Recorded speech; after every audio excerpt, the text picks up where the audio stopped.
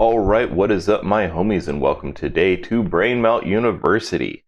Over the past couple months, we've been taking a break from our normal content on this channel of computer networking and cybersecurity in order to take a more generalized IT approach of discussing what it takes to construct your own PC. There's been a couple reasons for this. One, there appears to be a little bit more of a demand for more generalized IT content on this platform, and second, I was building one anyway, so why not just document what you were already doing so you can satisfy your own selfish desires. This will be the third and final episode in our Building Your Own PC series. In this video, we're going to be taking a look at many of the things that are often overlooked when it comes to PC builds. These are little things that people just don't even think of until after they've already started ordering parts. These are all things that can really create problems if you don't see them coming. We're trying a slightly different format, so we're going to be trying a top 5 list for this video. So pull up a chair, hide your cell phone, because this is Brainmelt University and you're learning 5 things to consider before building a PC.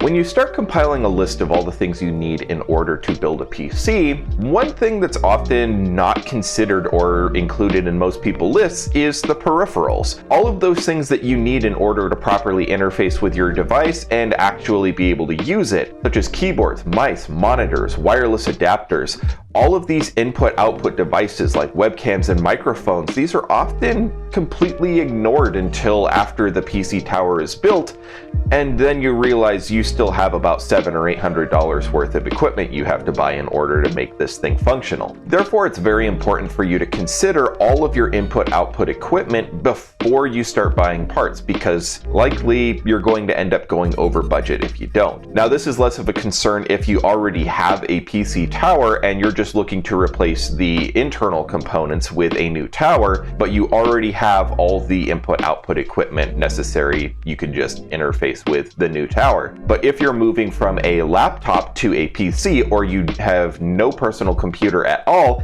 this can be a lot more problematic because it means you're building from scratch.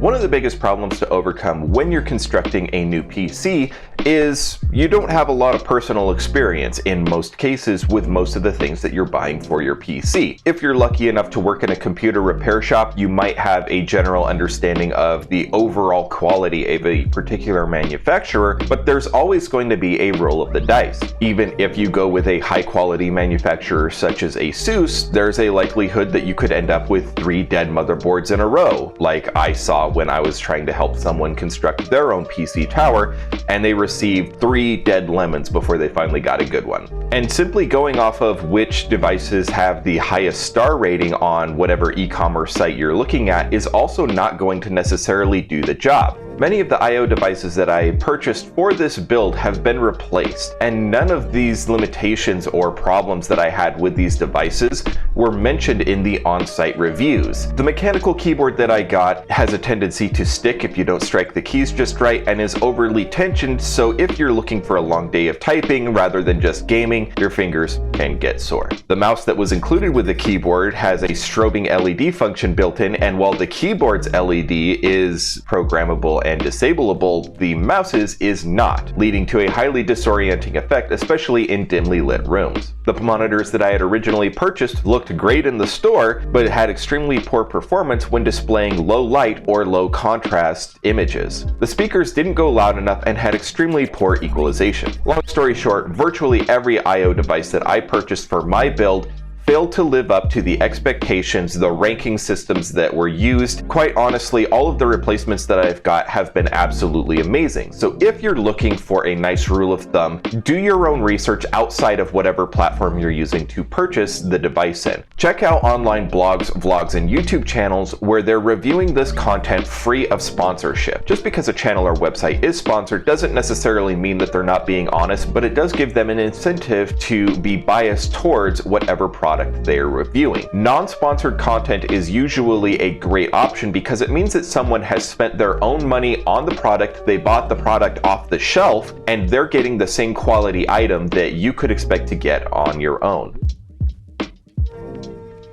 Not every new system is going to be absolutely perfect. Just because a system is newer than what you were using doesn't necessarily mean that it's going to be better in every way. There's going to be limitations to what your new system is going to be able to perform, whether this is a limitation of software or a limitation of hardware. A great example: new PC towers do not include DVD, Blu-ray, or CD drives. You need to go out of your way to purchase one in order to put that in the tower, and that's something that not only did we not include in our components list, but that's also something that is left out of most component guides in today's market. We are in 2022. DVDs and Blu-ray are kind of dead technology, but if you're buying this for business purposes, there may still be a need for those types of media. Believe it or not, Windows is expensive. A new license for Windows can cost $140, and if you're looking to save that much money, you might try to go with Linux, but there's going to be a lot of compatibility issues that you are going to run into if you go with an operating system other than what your old system was using. With my particular build, I was sort of over Microsoft's horrible business practices, the dumbing down of the Windows OS, trying to make Windows 11 look like Mac OS X in order to steal Apple's customers. They should be trying to be better, not a knockoff. The constant price increases on their licensing, the perpetual licensing that they're trying to use for their operating systems.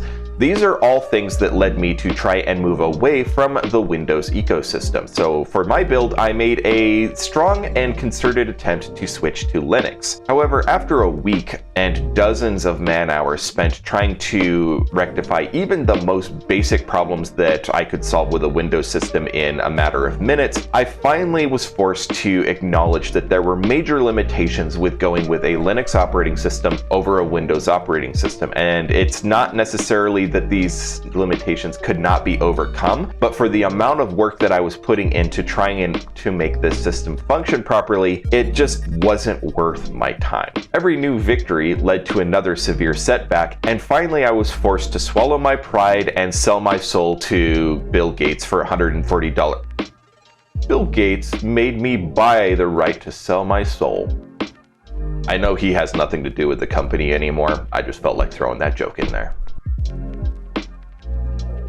Just because something worked on your old system doesn't necessarily mean that you can simply copy it over and it's going to work on your new system. There's going to be many slight differences, whether it's slight differences in the hardware or slight differences in the software, that's going to make your system not exactly function properly. You're going to have to do a lot of fine-tuning in order to get your preferences, settings, and personal files back to the way they were in a usable format that makes sense to you. System-to-system data transfers are one of the more time-consuming things that you need to take into account when you are working with a new system. Here's just some examples of some of the fine-tuning and tweaking that I had to do, even though it should have just been a simple breeze of copy and paste. Because I had recently changed employers, I no longer had access to a free Microsoft Office 365 subscription, which meant I either had to spend $120 a year on Microsoft Office 365, or I could go with LibreOffice. LibreOffice is completely free, and I've used it for years whenever I was working with a system that I didn't want to buy an Office license for, and so I'm reasonably happy with how Libre functions. LibreOffice Suite does not include an email client, such as Outlook. I had to go with another open source email client, which is Thunderbird, and even after spending an hour fine-tuning preferences and settings, it still doesn't quite replicate that same Outlook visual appeal that I've grown accustomed to over the past decade. Because my input-output devices and most of my hardware in my system have all changed from my old system to my new one, none of my OBS or Lightworks settings actually worked anymore. So I had to completely rebuild how I was capturing, recording, and editing videos completely from scratch,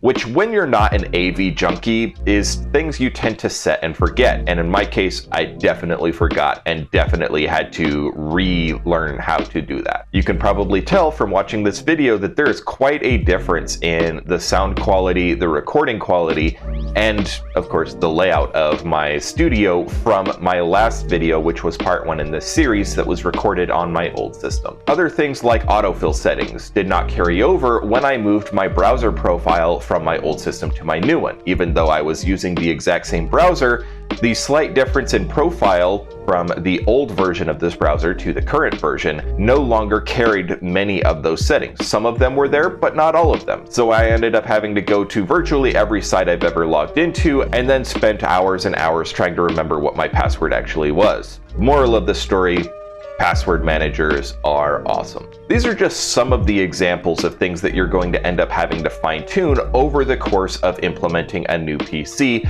but this is far from an exhaustive list, and you should be factoring in several hours of tweaking and fine-tuning as part of implementing a new computer system.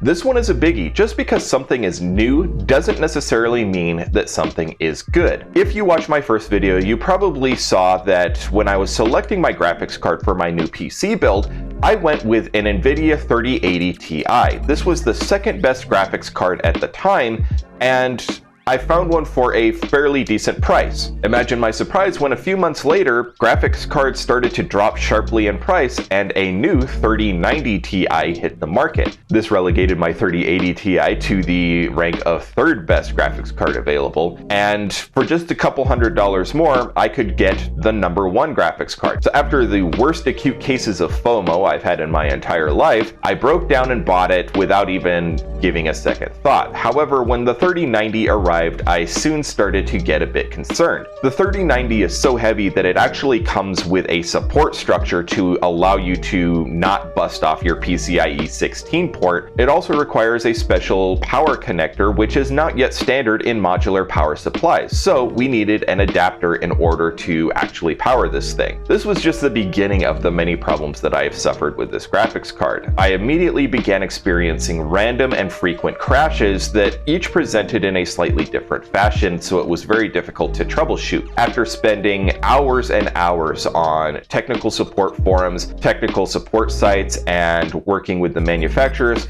I finally sent the graphics card into the manufacturer, who tested it and claims that it is perfectly fine and have decided to ship it back. Thankfully, my plan to sell my 3080 Ti at a net loss failed, so I've had my 3080 Ti in my system, which is completely stable and still perfectly awesome when compared to what I had in my old system, but it's still not entirely certain whether I'll be able to successfully get a return and refund on my 3090 Ti graphics card. This is an extremely costly mistake to make, and so that's one reason why I'm trying to hammer this point home. If something is new, odds are it's going to have a teething period. There's not going to be something that's completely perfect right out of the gate, and early adopters have to be able to accept that level of risk when they are accepting new technology.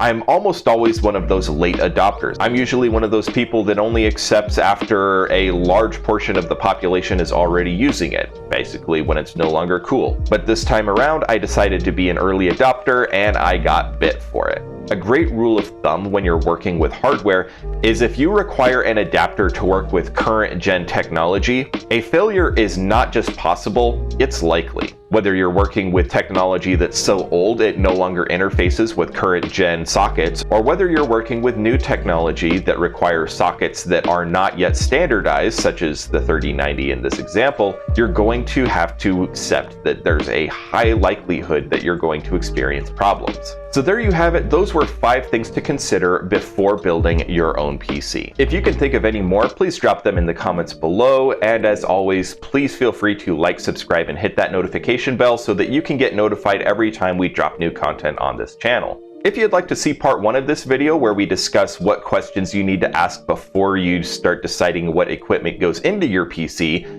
and a list of the many things that went into my PC, then I'm going to try and drop a video somewhere in this vicinity here. And if you're interested in our more computer networking and cybersecurity related content, I'll drop one of my earlier videos on AAA and the CIA triad somewhere down in here. With all that said, it's been real, stay safe, and I'll see you all here next time at Brainmelt University.